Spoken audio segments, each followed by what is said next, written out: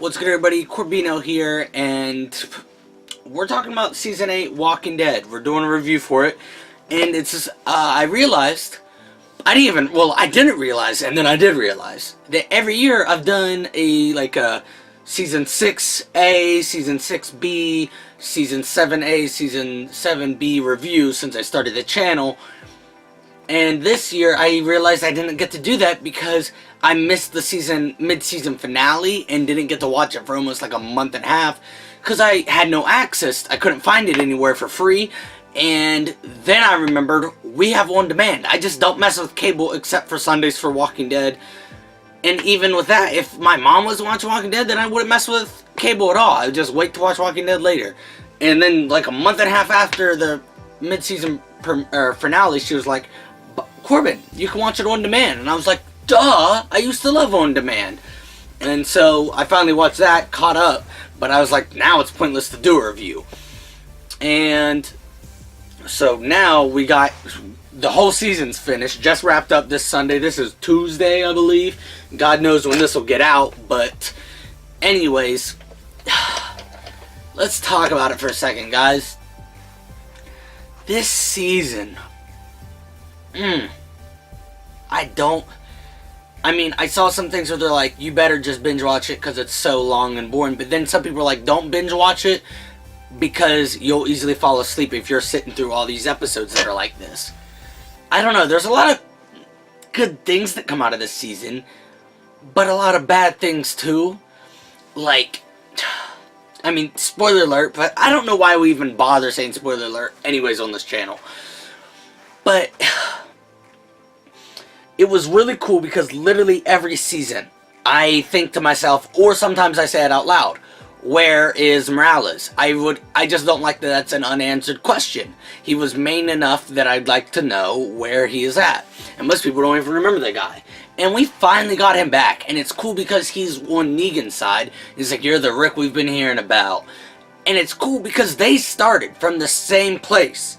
And if Rick would have just turned one different road or something and not ended up on the farm, he could have ended up working for Negan. Him and Negan could have been best friends, which I guarantee they would have been.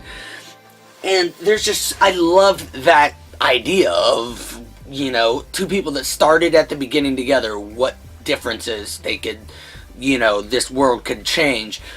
And, I've told y'all before in a video that Negan's right anyways, so, yeah. But, this season, I'm trying to think of everything that's happened. It started off really good. The first few episodes were real, they're going to war, lots of killing, so that was really nice. I enjoyed it. And then it started getting slow, those last couple episodes of the first half of the season. And then Carl was like being real badass with Negan, and Negan's like, man, you're so badass, Carl. And then he was like, damn it, Carl, I thought we were having a moment. I loved that. But then you find out Carl was freaking bit, and that's like, what the hell? How's that? And so I'm sitting here for 2 months wondering if Carl's actually been bit, what the hell it could possibly be, because I truly didn't think he could die. I've always said this. I've said Maggie and Michonne, I think, have long staying power, comic and show. But the only character I think is 100% safe, comic and show, is Carl Grimes. I've always said that. Always. Ask anybody. And then they killed Carl. What the hell is that? So I was way off on that one. So that's fucking crazy. And Carl wrote everyone letters, but you didn't even get to hear everybody's letters. And there was an episode where I thought it was going to be everybody's letters, because it literally was like Negan, Rick, Simon, Jadis, whoever the hell else. But it wasn't actually letters to everybody. And as soon as it went to Simon, I was like, oh, this isn't letters to everybody, because he's not going to write to Simon or Jadis. And we only got to find out what he said to Rick and Negan. And it made more sense in the show world than it did in the comics. Because in the comics, Rick just out of nowhere, I normally reread the comics once a year, and it's been almost a year again, so. But last time I checked in the comics, Rick just decides out of nowhere, I didn't see him talking to anybody about it, that he was gonna take Negan prisoner and we're going back to the old ways. And Carl was against keeping Negan alive. But in this version, he says in the letters to both of them, we got to surrender this, guys. We have to live in peace and harmony, da da da da da. But it sucks because Rick's supposed to confront Negan, or be with Negan, and all of their people are supposed to be there. Not just some people. All of their people are supposed to be there. And Rick's supposed to tell him, we can go back to the old ways. Kids can play in the streets. We can have Halloween, Christmas. Have families, neighborhoods. It'll be amazing. And Negan's supposed to be like, fuck. I mean, he can't say fuck in the show, but it's just like, I get it. I see what you mean. And he's like, good. And then slices his throat. That's how it's supposed to go down. And he's also supposed to stomp Rick's leg in. I don't think he did anything with Rick's leg. But Rick has a cane in the imagination of Carl. Even though that's not... God, that's... that was just stupid. Because that made me think, why are they already showing the 2-year jump? But never mind. And that's another thing. I was like... And they could do a 5-year jump in this, or even longer jump, because Carl is aging so fast. But now it doesn't matter, and Judith is still alive. And listen, finally I started thinking, man, they got Judith aging down pat. They finally got her at an age they like, because she was going back and forth from, like, old toddler to brand new toddler to baby that can't even walk. And she's been staying at old toddler for a while, but the finale she went right back to baby, and I just don't understand why they keep her at a certain age. Stop confusing me. Dwight keeps proving his loyalty. Shiva dies, which sucks for Ezekiel. I was really hoping Morgan would die in the place of Richard, since he killed Richard last season. But Morgan is here, and that's what this season, Morgan and Rick have been doing this as long as we've known them, just circling with how they feel. But this season it was the worst with everybody. Like one episode, Daryl's like, Tara, give Dwight a chance, and the next he's like, we're gonna kill him. And then one episode Tara's like, I'm gonna kill him, Daryl. Daryl, why are you being so mean to him? Give him a chance. And Rick's like, oh my god, we gotta kill them all. No, we don't. Morgan's like, peace, peace, peace, everybody, peace among humans. Oh, I will clear. And everybody, Rosita does it. Michonne does it. I mean, Michonne hasn't done it in a while, but Michonne does it. They're Negan, Simon jump fucking change real quick. Jadis, they all don't stick to their characters. Make up your mind and stay your characters. Low-key, I miss Tobin because I know Tobin from the comics. Still, he wasn't big in the comics, but still, I miss Tobin. But it sucks because we're not seeing any of the... Like, Nicholas is the one who's supposed to die in place of Tobin, and he has more of a part in the comics. It's just like... And this is for a video later on I already have planned. They need to develop all the characters more, not the characters we already know. So rest in peace, Shiva. Rest in peace, Tobin.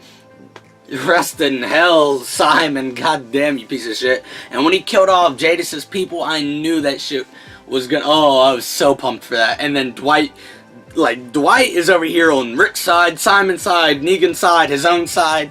And then Negan catches his ass, and as soon as there was a lot going on. Gabriel, low-key, it was kind of dope seeing him go blind and keep showing how he was seeing things. Because, as you guys know, I was blind. I mean, well... I was Gabriel's level of blind for a month and a half to 2 months.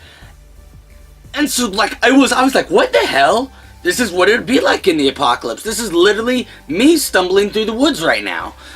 And so that was kind of cool seeing that. I think Negan's people in the finale surrendered way too easy. That was just too quick. And it was the girl that turned in Dwight. She was like, okay, we surrender. I'm like, what? You're not the one to say I surrender that quick. And Eugene has just been the worst. I wanted them to arrest him, put him in jail, and then he escaped and left. And that, I was like, oh, you motherfucker. But then he tells her, oh, by the way, I was the one that fucked with all the bullets. And like, thanks, Eugene. But he even says, at first I was like, man, he must have been planning this from the get-go.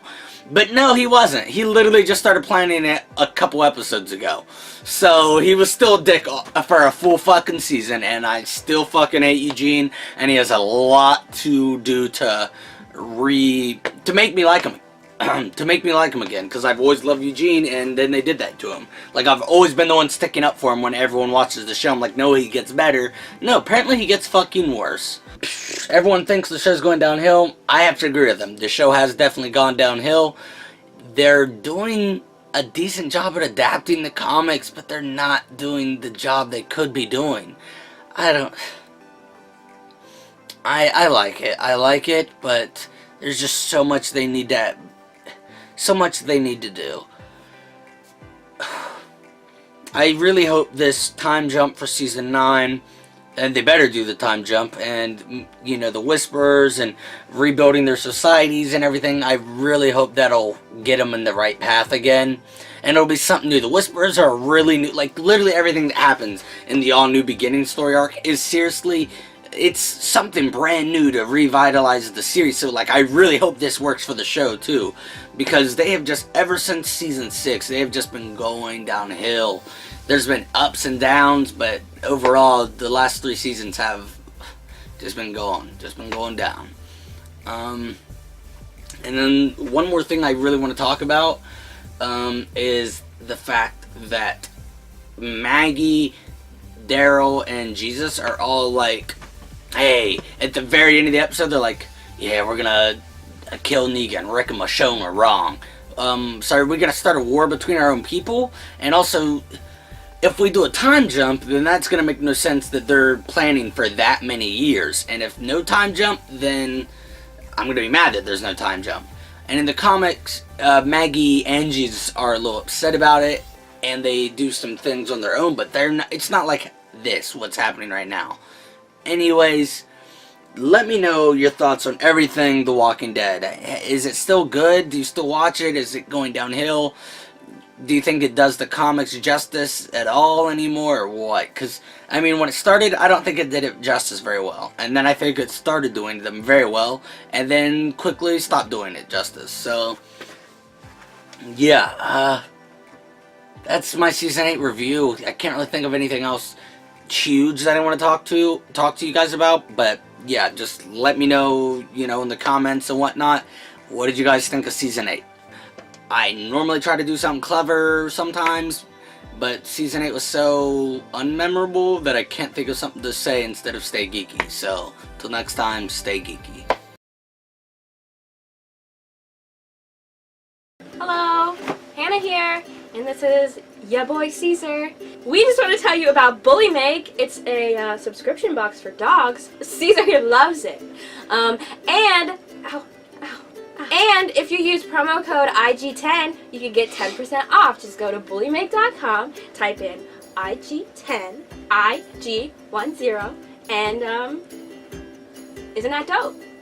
So get that Bullymake box, subscription box.